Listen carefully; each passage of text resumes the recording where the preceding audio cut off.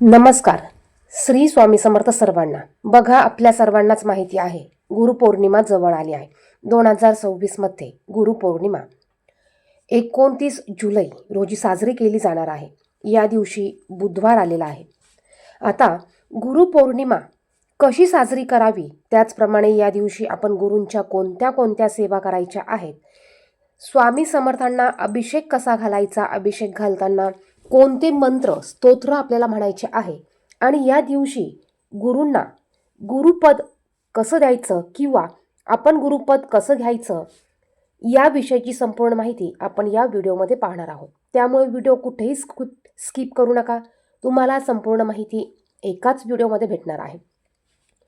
आणि कमेंट बॉक्समध्ये श्री स्वामी समर्थ श्री गुरुदेव दत्त लिहायला विसरू नका. गुरुपौर्णिमा हा हिंदू धर्मातील अत्यंत पवित्र आणि महत्त्वाचा सण आहे.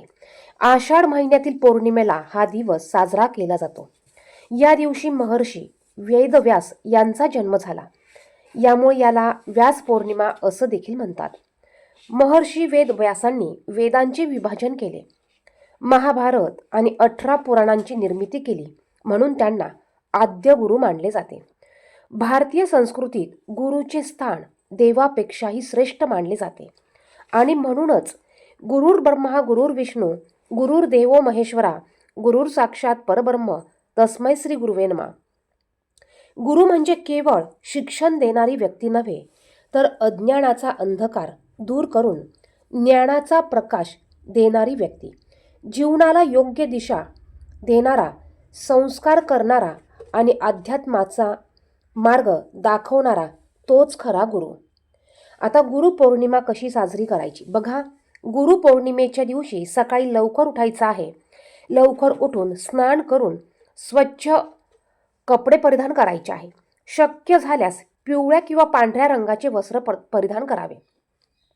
यानंतर घरातील देवघर स्वच्छ करून गणपती बाप्पांची, भगवान विष्णूंची, दत्तांची, महर्षी वेदव्यास आणि आपल्या सद्गुरूंचे स्मरण करून आपल्याला पूजा करायची आहे. बघा, आपल्या घरातील देवपूजा आपल्याला करायची आहेच. त्याचप्रमाणे या दिवशी तुमचे जे पण कुठले गुरु असतील त्या गुरूंची देखील तुम्हाला पूजा करायची आहे. गुरुपौर्णिमा असल्यामुळे आपण आपल्या गुरूंसाठी उपवास देखील या दिवशी करायचा आहे. त्याचप्रमाणे या दिवशी महर्षी वेदव्यास यांची देखील पूजा केली जाते. आता गुरुपौर्णिमा सर्वात मोठी पौर्णिमा मानली जाते आणि म्हणूनच सर्वांनीच सर्वात अगोदर घराचा मुख्य दरवाजा आणि उंबरठा स्वच्छ करून घ्या. उंबरट्यावर हळदीचं लेपन करा. हळदीचं लेपन करण्यासाठी एका वाटीमध्ये 1 ते 2 चमचे हळद घ्या. त्यात एक कापूर कुचकरून टाका. चंदन पावडर असेल तर चंदन पावडर टाका, अष्टगंध असेल तर थोडासा अष्टगंध टाका. यानंतर थोडंसं गंगाजल असेल तर गंगाजल टाका, पवित्र जल टाका, गोमतीर पाणी टाका आणि थोडंसं स्वच्छ पाणी टाकून याची पेस्ट बनवून घ्या. आणि ही पेस्ट आपल्याला आपल्या हाताने आपल्या घराच्या उंबरठ्यावर आपल्याला पसरवून लावायची आहे. आणि हे सुकल्यानंतर यावर छान अशी रांगोळी काढा, लक्ष्मीची पावलं काढा, बाहेर रांगोळी काढा. मुख्य दरवाजाच्या बाहेर छान असा दिवा प्रज्वलित करा. बघा, पौर्णिमा तिथी आपल्या गुरूंसाठी देखील साजरी करायची आहे आणि पौर्णिमा तिथी माता लक्ष्मीला देखील समर्पित आहे. आणि म्हणूनच या दिवशी लक्ष्मीची पावलं काढा, दिवा लक्ष्मीसाठी लावा. शक्य झाल्यास 11, 7, 9 आंब्याच्या पानांचं तोरण लावा. या पद्धतीने आपल्याला आपला मुख्य दरवाजा सुशोभित करून घ्यायचा आहे. त्यानंतर देवघरातील देवपूजा करा आणि आपल्या गुरूंची देखील तुम्ही पूजा वेगळी मांडू शकतात. तुम्ही स्वामींची पूजा करत असाल, तुम्ही दत्तगुरूंची करत असाल किंवा तुमचे इतर कुठले गुरु असतील तर आपल्याला छान अशी सुंदर अशी पाटावर किंवा चौरंगावर पूजा मांडणी करायची आहे. या दिवशी आपल्या स्वामींसाठी तुम्ही नवीन वस्त्र आणू शकतात. नवीन कपडा तुम्ही त्यांच्यासाठी पाटावर चौरंगावर आणून तुम्हाला अंतरायचा आहे. स्वामींना आवडणाऱ्या वस्तू तुम्ही या दिवशी खरेदी करून आणून त्यांना तुम्ही अर्पण करू शकतात. बघा, गुरुपौर्णिमा म्हणजे गुरूंसाठी कृतज्ञता व्यक्त करण्याचा दिवस असतो. गुरुपौर्णिमेच्या दिवशी आपण आपल्या गुरूंसाठी काहीतरी देणं लागत असतो. त्यामुळे या दिवशी आवर्जून आपल्याला होईल तेवढी सेवा, होईल तेवढ्या गुरूंच्या आवडीच्या वस्तू त्यांना आपण अर्पण करायच्या आहे. आणि या दिवशी गुरुपद घेऊन गुरुपौर्णिमा आपल्याला साजरी करायची आहे. आता संपूर्ण दिवसभर उपवास करायचा आहे आणि रात्री आपल्याला हा उपवास सोडायचा आहे. या दिवशी आपल्याला उपवास सोडताना किंवा आपल्या महाराजांना नैवेद्य दाखवताना तुम्ही त्यांच्या आवडीचे पदार्थ बनवू शकतात. तुम्ही पुरणपोळीचा स्वयंपाक बनवून त्यांना तुम्ही संध्याकाळी नैवेद्य आरती करून तुम्ही उपवास सोडू शकतात. या दिवशी आवर्जून त्यांना बेसनाचे लाडू, बुंदीचे लाडू प्रसाद म्हणून तुम्ही ठेवू शकतात. आता सर्वात अगोदर आपली देवघरातील पूजा झाल्यानंतर आपल्याला आपल्या गुरूंची पूजा करायची आहे. आता सर्वात अगोदर तुम्हाला स्वामींची मूर्ती असेल तर स्वामींच्या मूर्तीवर तुम्हाला अभिषेक घालून घ्यायचा आहे. पंचामृताने, स्वच्छ पाण्याने, साध्या पाण्याने, तुमच्याकडे जे पण काही अवेलेबल असेल त्याने तुम्हाला स्वामींच्या मूर्तीवर अभिषेक करून घ्यायचा आहे. मूर्ती नसेल, फोटो असेल तर फोटो फक्त तुम्हाला स्वच्छ कपड्याने पुसून घ्यायचा आहे आणि तुम्हाला त्याची पूजा मांडणी करायची आहे. अभिषेक कसा करायचा थोडक्यात पाहूया. आता पहा, अभिषेक करताना आपण आपल्या मनापासून, आपल्या श्रद्धेने आपण जसा पण अभिषेक करू तो अभिषेक स्वामी समर्थांपर्यंत पोहोचत असतो. फक्त आपले भाव आणि मन शुद्ध असले पाहिजे. मग अभिषेक असाच केला पाहिजे, हेच घेतलं पाहिजे, तसाच झाला पाहिजे असं काही नाही. पण तरी पण आपण या दिवशी आवर्जून आपल्या गुरूंसाठी काही सेवा करून स्वामींच्या मूर्तीवर अभिषेक आपल्याला करायचा आहे. अभिषेक करताना आपल्याला एक तामण घ्यायचं आहे. तामणाखाली तुम्ही पाट घ्या, एक वस्त्र अंथरून घ्या. बाजूला तुम्ही एक दिवा प्रज्वलित करून घ्या. शक्य झाल्यास शुद्ध गाईच्या तुपाचा दिवा प्रज्वलित करून घ्या. धूप दीप लावून घ्या. त्यानंतर तुमच्याकडे जर का पंचामृत असेल तर पंचामृताने या दिवशी आवर्जून स्वामींच्या मूर्तीवर अभिषेक घालायचा आहे. पंचामृत नसेल तर स्वच्छ पाण्याने तुम्ही अभिषेक घातला तरी चालेल. आता बघा, ताम्हणात थोडेसे तांदूळ ठेवून स्वामींची मूर्ती ठेवून घ्यायची आहे. स्वामींच्या मूर्तीवर आपल्याला 5 किंवा 7 पळ्या अगोदर स्वच्छ पाणी घालायचं आहे. स्वच्छ पाणी घातल्यानंतर तुम्हाला 5 किंवा 7 वेळा तुम्हाला दही घालायचं आहे किंवा तुम्ही पंचामृत तयार केलेलं असेल तर तुम्ही पंचामृत तुम्हाला घालायचं आहे. हे करत असताना तुम्हाला श्री स्वामी समर्थ, श्री स्वामी समर्थ, श्री गुरुदेव दत्त, श्री गुरुदेव दत्त किंवा कुठले आणखीन गुरु असतील तर त्या गुरूंचं तुम्हाला नामस्मरण करायचं आहे. दही घातल्यानंतर किंवा पंचामृत घातल्यानंतर आपल्याला मूर्तीला छान असं स्वच्छ चोळून घ्यायचं आहे आणि आपल्याला पुन्हा स्वच्छ पाणी घालायचं आहे. ज्यांना वाचायला येत नसेल, लिहायला येत नसेल त्यांनी श्री स्वामी समर्थ हा मंत्र म्हणत अभिषेक घातला तरी चालणार आहे. आता ज्यांना वेगळ्या वेगळ्या वस्तूंनी अभिषेक घालायचा असेल त्यांनी अगोदर स्वच्छ पाणी घालून घ्या, त्यानंतर दही घालून घ्या, त्यानंतर कच्चं दूध घालून घ्या, त्यानंतर तुम्हाला एका वाटीत थोडीशी साखर घ्यायची आहे. त्या साखरेने तुम्हाला अभिषेक घालायचा आहे. त्यानंतर मध घ्यायचा आहे, त्या मधाने तुम्हाला अभिषेक घालायचा आहे. त्यानंतर तुम्हाला चंदन पावडर घ्यायची आहे. या चंदन पावडरीने देखील तुम्हाला अभिषेक घालून घ्यायचा आहे. हे सर्व करत असताना तुम्ही फक्त श्री स्वामी समर्थ ह्या मंत्राचा जप केला तरी चालणार आहे. आणि यानंतर सगळ्यात शेवटी तुम्हाला स्वच्छ पाणी घालून स्वामींच्या मूर्तीला स्वच्छ आपल्याला अभिषेक घालून घ्यायचा आहे. अभिषेक घालताना पहा, ज्यावेळेस आपण स्वच्छ पाणी घालतो त्यानंतर पंचामृत घाला किंवा दही घाला, पुन्हा स्वच्छ पाणी घाला, त्यानंतर मध घाला, पुन्हा स्वच्छ पाणी घाला, साखर घाला, पुन्हा स्वच्छ पाणी घाला, तूप घाला, पुन्हा स्वच्छ पाणी घाला, त्यानंतर दूध असेल तर कच्चं दूध घाला, पुन्हा तुम्हाला स्वच्छ पाणी घालायचं आहे. आणि त्यानंतर तुम्ही जे चंदन पावडरीचं पाणी बनवलेलं असेल ते पाणी घातल्यानंतर तुम्हाला पुन्हा स्वच्छ पाणी घालायचं आहे. म्हणजेच काय, तुम्ही ज्या ज्या वस्तू अर्पण करणार आहात त्यानंतर तुम्हाला त्यावर स्वच्छ पाणी घालून घ्यायचं आहे. आता अभिषेक करताना आपल्याला काही सेवा करायच्या आहेत. जर का तुमच्याकडे स्वामींची मूर्ती छोटी असेल तर तुम्ही अभिषेक पात्र घेऊन, गळती पात्र घेऊन तुम्ही ते स्वामींच्या मूर्तीवर ठेवून त्यात तुम्ही स्वच्छ पाणी घालून तुम्ही सेवा ह्या करू शकतात. आणि जर का तुमच्याकडे फोटो असेल तर तुम्ही फोटोला स्वच्छ पुसून ज्यावेळेस तुम्ही फोटोची स्थापना करताल, पूजा मांडणी करताल, त्यानंतर तुम्हाला ह्या सेवा करायच्या आहेत. आता आपली मूर्ती आपल्याला स्वच्छ पाण्याने अगोदर स्वच्छ करून घ्यायची आहे. यानंतर जे आपल्या ताम्हणात जे आपलं अभिषेक केलेलं पाणी आहे, तीर्थ आहे, तुम्हाला ते बाजूला काढून घ्यायचं आहे. बघा, हे तीर्थ तुम्हाला कुठेही टाकायचं नाही. हे अभिषेक केलेलं पवित्र असं तीर्थ आहे. कारण अभिषेक करून आपण यात स्तोत्राचा मंत्राचं पठण केलेलं आहे. हा अभिषेक झाल्यानंतर आपल्याला हे तीर्थ काढून घ्यायचं आहे आणि पुन्हा आपल्याला स्वच्छ ताम्हण घ्यायचं आहे. तुमची जर का मूर्ती मोठी असेल तर तुम्ही एका फुलपात्रात किंवा तांब्यात पाणी घ्या आणि एक पळी घ्या. पळीने तुम्ही पाणी घालत घालत तुम्ही सेवा करू शकतात. आता अभिषेक करताना बघा, आपल्याला सगळ्यात शेवटी आपल्या सर्व वस्तूंनी अभिषेक करून झाल्यानंतर आपल्याला थोड्याशा फुलांच्या पाकळ्या देखील घ्यायच्या आहेत आणि ह्या पाकळ्यांनी देखील आपल्याला स्वामींना अभिषेक घालायचा आहे.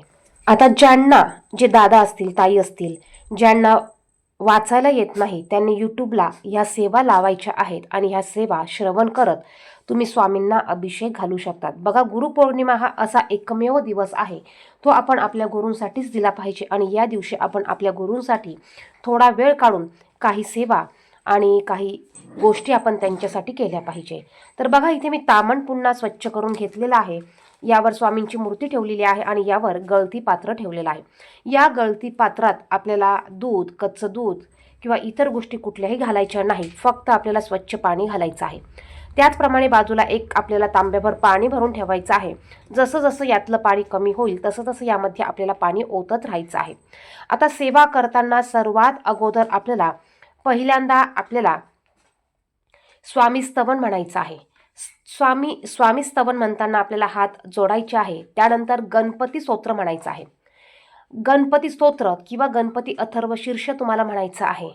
गणपती अथर्वशीर्ष म्हणताना तुम्ही पाण्याने अभिषेक करू शकतात.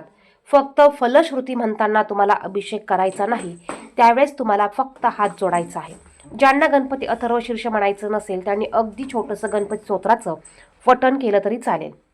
यानंतर आपल्याला शक्य झाल्यास 16 वेळा श्री सुक्तम आणि 16 वेळा पुरुष सुक्तम म्हणायचं आहे. ज्यांना खरंच शक्य असेल त्यांनी 16 वेळा पुरुष सुक्तम म्हणा आणि 16 वेळा श्री सुक्तम पठण करायचं आहे. ज्यांना शक्य नाही त्यांनी 1 वेळा पुरुष सुक्तम पठण करा, 1 वेळा श्री सुक्तम पठण करा. त्यानंतर तुम्हाला पवमान स्तोत्र 1 वेळा बोलायचं आहे आणि यानंतर तुम्हाला रामरक्षा स्तोत्राचं पठण करायचं आहे. आता रामरक्षा स्तोत्रापैकी बघा, रामरक्षा स्तोत्रामधील आपल्याला फक्त 1 ते 9 ओव्या बोलायच्या आहेत. 1 ते 9 ओव्या आपल्याला म्हणायच्या असतात. 10व्या ओवीनंतर फलश्रुती आहे ते म्हणण्याची गरज नाही. बघा, 1 वेळा पुरुष सुक्त, 1 वेळा श्री सुक्त, 1 वेळा पवमान सुक्त आणि रामरक्षा स्तोत्रातील आपल्याला 1 ते 9 ओव्या बोलायच्या आहेत. अशा अगदी साध्या सोप्या पद्धतीने आपल्याला आपल्या गुरूंची सेवा करायची आहे. यानंतर आपली मूर्ती आपल्याला उचलून घ्यायची आहे, स्वच्छ कपड्याने पुसून घ्यायची आहे आणि वेगळ्या चौरंगावर किंवा पाटावर आपल्याला त्याची मांडणी करायची आहे. थोडेसे अक्षता ठेवून आपल्याला स्वामींची मूर्ती ठेवून घ्यायची आहे. छान असे नवीन वस्त्र तुम्हाला या दिवशी आणायचे आहेत. हे वस्त्र तुम्हाला स्वामींच्या मूर्तीला परिधान करायचे आहेत. आभूषण असतील तर आभूषण तुम्हाला परिधान करायचे आहेत. स्वामींना छान असा फेटा घालायचा आहे आणि जे काही अलंकार असतील ते अलंकार तुम्हाला त्यांना घालायचे आहेत. यानंतर स्वामींची मूर्ती असेल, फोटो असेल तर फोटोला, मूर्तीला हिना अत्तर तुम्हाला लावायचं आहे. बघा, हिना अत्तर स्वामींना अतिशय प्रिय आहे, त्यामुळे तुमच्याकडे नसेल तर तुम्ही ते आणून ठेवा आणि गुरुपौर्णिमेच्या दिवशी स्वामींच्या मूर्तीला तुम्हाला अत्तर तुम्हाला लावून घ्यायचं आहे. त्यानंतर स्वामींना अष्टगंध लावायचा आहे. फोटो असेल तर फोटोला हार घाला, मूर्ती असेल मोठी तर मूर्तीला तुम्ही हार घाला, गजरा घाला, फुले अर्पण करा. अगदी साध्या सोप्या पद्धतीने तुम्हाला पूजेची मांडणी करायची आहे. ज्याला जसं शक्य असेल त्याने त्या पद्धतीने पूजेची मांडणी करा, परंतु अगदी मनापासून करा. अगदी कृतज्ञतेच्या भावनेने तुम्हाला ही पूजा मांडणी करायची आहे. त्यानंतर एका लोटामध्ये पाणी भरून ठेवा. बघा, आपण सकाळी सकाळी एवढा स्वयंपाक करत नाही, त्यामुळे तुम्ही एका वाटीत तुम्ही स्वामींसाठी प्रसाद ठेवा, नैवेद्य ठेवा. तुम्ही त्यात खडीसाखर, ड्रायफ्रूट्स, दूध, साखर, फळे या पद्धतीचा नैवेद्य ठेवू शकतात. जर का तुम्ही स्वामींसाठी तुमच्या हाताने आदल्या दिवशी तुम्ही रव्याचे लाडू, बुंदीचे लाडू किंवा बेसनाचे लाडू बनवलेले असतील तर त्याचा तुम्ही नैवेद्य दाखवू शकतात. त्याचप्रमाणे दिवा प्रज्वलित करून घ्यायचा आहे. छान अशी तुम्हाला सजावट करायची असेल तर तुम्ही सजावट करा, फुलांची आरस करा. त्यानंतर आपल्याला छान अशी रांगोळी काढून घ्यायची आहे, धूप दीप प्रज्वलित करून घ्यायचा आहे आणि स्वामींना नमस्कार करायचा आहे. तर या पद्धतीने आपल्याला स्वामींचा अभिषेक करायचा आहे आणि पूजेची मांडणी करायची आहे. आता बघा, पूजेची मांडणी केल्यानंतर तुम्हाला गुरुपद घ्यायचं आहे. आता हे गुरुपद तुम्ही घरी देखील घेऊ शकतात किंवा तुमच्या घराजवळ जिथेही स्वामींचं केंद्र असेल त्या ठिकाणी जाऊन तुम्ही गुरुपद हे घेऊ शकतात. तिथे असलेले सेवेकरी ताई दादा हे गुरुपद देण्यासाठी बसलेले असतात. तिथे जाऊन तुम्ही गुरुपद घेतलं तरी चालेल. जाताना तुम्हाला एक नारळ, एक गुलाबाचं फूल तुम्हाला, आणि गुलाबाचं फूल नसेल तर मग इतर फूल आणि खडीसाखर तुम्हाला घेऊन जायची आहे. त्याचप्रमाणे तुम्हाला दक्षिणा देखील घेऊन जायची आहे आणि शक्य झाल्यास तुम्हाला काही प्रसाद घेऊन जायचा असेल तर तुम्ही केळी किंवा इतर काही प्रसाद देखील घेऊन जाऊ शकतात. शक्य झाल्यास गुरुपौर्णिमेच्या दिवशी आपण आवर्जून केंद्रात जाऊन आपल्या गुरूंचं दर्शन घ्यायचं आहे. ज्यांना मंदिरात किंवा केंद्रात जाणं शक्य नसेल त्यांनी घरीच गुरुपद घेतलं तरी चालेल. आता बघा, बरेच जण या दिवशी स्वामी चरित्र सारामृत या ग्रंथाचं 1 दिवसीय तुम्ही पारायण करू शकतात. आता हे पारायण तुम्हाला जर का करायचं असेल तर तुम्ही या पद्धतीने पूजेची मांडणी करू शकतात. तुम्ही पारायण करताना तुम्ही स्वामी चरित्र सारामृत हा ग्रंथ देखील तुम्हाला पूजेच्या मांडणीत तुम्हाला ठेवायचा आहे. तुमच्याकडे शंख असेल तर तुम्ही शंख स्वामींच्या डाव्या हाताला आणि उजव्या हाताला तुम्ही घंटे ठेवू शकतात. या पद्धतीने तुम्ही स्वामी चरित्र सारामृत या ग्रंथाचं 1 दिवसीय पारायण देखील तुम्ही घरी हे करू शकतात. आता बघा, गुरुपद घेण्यासाठी आपल्याला घरी जरी असाल तरी एक नारळ घ्यायचा आहे, एक गुलाबाचं फूल आणि एक खडी साखर घ्यायची आहे. देवघरासमोर जिथे पूजा मांडली आहे तिथे बसायचं आहे, बसायला आसन घ्यायचं आहे, धूप दीप प्रज्वलित करून घ्यायचं आहे. गुरुपद तुम्ही सकाळी घेतलं तरी चालेल, दुपारी घेतलं तरी चालेल, असं काही नाही. फक्त गुरुपद घेण्याच्या वेळेस आपल्याला देवघरासमोर धूपदीप लावून घ्यायचा आहे, कपाळाला हळदी कुंकू लावून घ्यायचं आहे. यानंतर गुरुपद कसं द्यावे?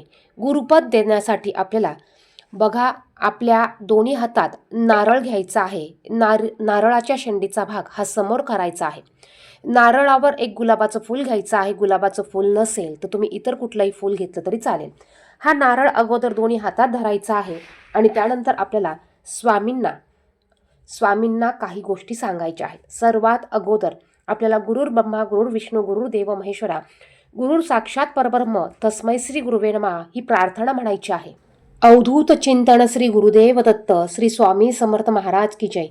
आपल्याला बघा, तुम्ही ज्या गुरूंचं करत असाल त्या गुरूंचं तुम्हाला नाव घ्यायचं आहे. तुम्ही दत्तांचं करत असाल तर दत्तांचं म्हणा, इतर गुरूंचं करत असाल तर इतर गुरूंचं तुम्हाला म्हणायचं आहे. यानंतर आपल्याला स्वामींना म्हणायचं आहे की स्वामी समर्थ महाराज, तुम्हीच माझे आई बाप माता पिता बंधू सर्व काही तुम्ही आहात. आजपासून पुढच्या गुरुपौर्णिमेपर्यंत मी आपल्याला गुरुपद देत आहे असं आपल्याला म्हणायचं आहे. आणि यानंतर तुमच्या मनात ज्या काही गोष्टी असेल, जी काही भावना असेल ती तुम्हाला बोलून दाखवायची आहे. म्हणजेच स्वामी समर्थ महाराज, मी अज्ञान आहे, बालक आहे, मला कळत नाही, समजत नाही. मी आजपासनं तुमची सेवा करणार आहेत. मी रोजच्या नित्यसेवेत तुम्ही जी काही सेवा करणार आहात ते तुम्हाला सांगायचं आहे. मी आजपासून तुमची ही सेवा करणार आहेत. माझ्याकडनं ही सेवा करून घ्या. त्याचप्रमाणे मला तुमची जास्तीत जास्त सेवा करण्याचा आशीर्वाद द्या. माझ्याकडनं चांगले कर्म घडू द्या. माझ्याकडनं सत्कर्म घडू द्या. माझ्याकडनं कोणाचाही अपमान होऊ देऊ नका. चुकून जर का माझ्याकडनं अपमान कोणाचा झाला असेल, कोणाचं मन दुखावलं गेलं असेल तर त्याबद्दल मी क्षमा प्रार्थना मागते आणि माझ्याकडनं पुन्हा ही चूक होणार नाही याचा आशीर्वाद मला द्या, तुम्हाला म्हणायचं आहे. त्याचप्रमाणे जर का तुम्हाला काही अडचणी असतील तर त्या अडचणी सांगा. स्वामी समर्थ महाराज, आजपासनं तुम्ही तुमच्या घरात वास्तव्य करणार आहात. हे घर तुमचंच आहे. त्याचप्रमाणे तुम्हाला आणखीन काही गोष्टी बोलायच्या असतील तर त्या देखील तुम्ही बोलू शकता. यानंतर आपल्याला हाताला यज्ञ कंकण बांधायचं आहे. तुमच्याकडे यज्ञ कंकण नसेल तर तुम्ही पंचरंगी दोरा आणून तो तुम्हाला पूजेसमोर ठेवायचा आहे आणि तो तुम्हाला बांधायचा आहे. यानंतर आपल्याला हा मंत्र म्हणायचा आहे. आपण अभिषेक केलेलं जर तीर्थ बाजूला ठेवलेलं आहे, हे तीर्थ आपल्याला एका चमच्याने उजव्या हातात घ्यायचं आहे आणि त्यानंतर हा मंत्र आपल्याला म्हणायचा आहे. मंत्र: अकाल मृत्यू हरण, सर्व व्याधी विनाशन, सद्गुरू श्री स्वामी समर्थ महाराज पादोदकम तीर्थ जठरे धारयम हम शिरसा धारम्याहम. हा मंत्र तुम्हाला म्हणायचा आहे आणि तीर्थ ते तुम्हाला प्राशन म्हणजेच तुम्हाला पिऊन घ्यायचं आहे. या पद्धतीने आपल्याला गुरुपद हे स्वामींना द्यायचं आहे आणि स्वामींना प्रार्थना करायची आहे. स्वामींना मुजरा करायचा आहे की स्वामी समर्थ महाराज, आजपासून तुम्ही माझे गुरु झाला आहात. मी तुमचा शिष्य आहे. मी अज्ञान आहे, मी बालक आहे. माझ्याकडनं जास्तीत जास्त सेवाही करून घ्या. माझे जे काही कष्ट असतील, जे काही संकट असतील, मी ते आजपासून तुमच्यावर सोपवत आहे. माझा संसाराचा जो काही गाडा आहे, हा मी गाडा तुमच्या हातात देत आहे. या पद्धतीने तुम्हाला जे काही तुमच्या मनात असेल ते तुम्हाला बोलायचं आहे. आणि पहा, या पद्धतीने गुरुपद दिल्यानंतर आपल्याला स्वामींना तुम्ही त्यांच्या आवडीचे पदार्थ बनवून खाऊ घालू शकतात. तुम्ही त्यांच्या आवडीचे पदार्थ बनवून त्यांना तुम्ही नैवेद्य दाखवू शकतात. नैवेद्य दाखवताना तुम्हाला प्रत्येक पदार्थावर एक तुळशीचं पान आवर्जून ठेवायचं आहे. नैवेद्याच्या ताटाखाली एक तुम्हाला पाट ठेवायचा आहे किंवा नैवेद्याचं पान ठेवायचं आहे. नैवेद्याच्या ताटाभोवती तुम्हाला 3 वेळा पाणी फिरवायचं आहे. नैवेद्यम समर्पयामी किंवा गायत्री मंत्र तुम्ही म्हणू शकतात किंवा तुम्हाला नैवेद्य दाखवताना जो मंत्र म्हणता येतो, तो म्हणता येत असेल तर तो मंत्र तुम्हाला म्हणायचा आहे. संपूर्ण दिवसभर आपल्याकडनं होतील तेवढ्या सेवा करायच्या आहे. तुम्ही स्वामी चरित्र सारामृत या ग्रंथाचे एक पारायण करू शकतात. श्री स्वामी समर्थ या मंत्राचा 11 माळी जप करू शकतात. तारक मंत्र तुम्ही 11 वेळा म्हणू शकतात. त्याचप्रमाणे तुम्हाला स्वामी चरित्र अवतरणिका तुम्ही म्हणू शकतात. गुरुचरित्रातील तुम्ही 14वा अध्याय 18वा अध्याय पठण करू शकतात. म्हणजे बघा, होईल तेवढी सेवा तुम्ही या दिवशी करण्याचा प्रयत्न करायचा आहे. आणि संध्याकाळी तुम्ही घरात सात्विक भोजन बनवून त्याचा नैवेद्य दाखवून स्वामींना नैवेद्य दाखवून तुम्ही आरती करायची आहे. बघा, नैवेद्यामध्ये तुम्ही कांदा भजी आवर्जून बनवायचे आहेत. आरती करताना तुम्ही गणपती बाप्पांची आरती म्हणा, स्वामी समर्थांची, दत्तगुरूंची, आपल्या देवीची आरती तुम्ही म्हणू शकतात. सगळ्यात शेवटी घालीन लोटांगण ही प्रार्थना म्हणायची आहे. धन्यवाद. श्री स्वामी समर्थ.